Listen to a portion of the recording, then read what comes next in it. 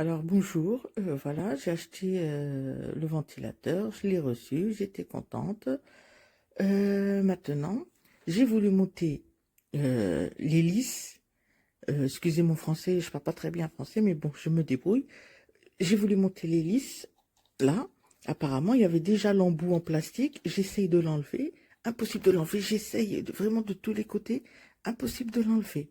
Voilà, ça c'est le premier truc qui ne va pas. Le deuxième truc, c'est écaillé en bas.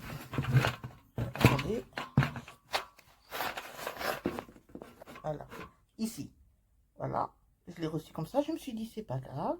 Et puis la cerise sur le gâteau, il n'y a pas de cache en dessous du truc. Voilà, le pied, le pied. Le pied, il n'y a pas de cache, c'est instable. Euh, ne vous fiez pas à l'apparence. La ferraille est toute légère. Le pied est tout léger. Vraiment, une petite plaque de fer, vraiment, limite, je sais pas, aluminium, très très léger. Voilà, voilà.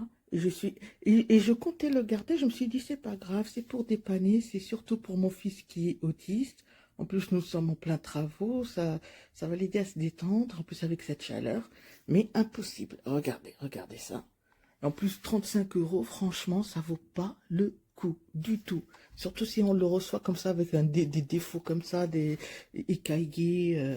Le mode d'emploi, je vous en parle même pas. Il y a même pas. Il n'y a même pas écrit dedans le nombre de pièces qu'il y a dans la boîte. Normalement, un fabricant se doit de noter le nombre de pièces qui se trouvent dans la boîte. Voilà. Bref, je suis énervée et je compte rendre le ventilateur. Je vais le renvoyer pour demander un remboursement. Voilà.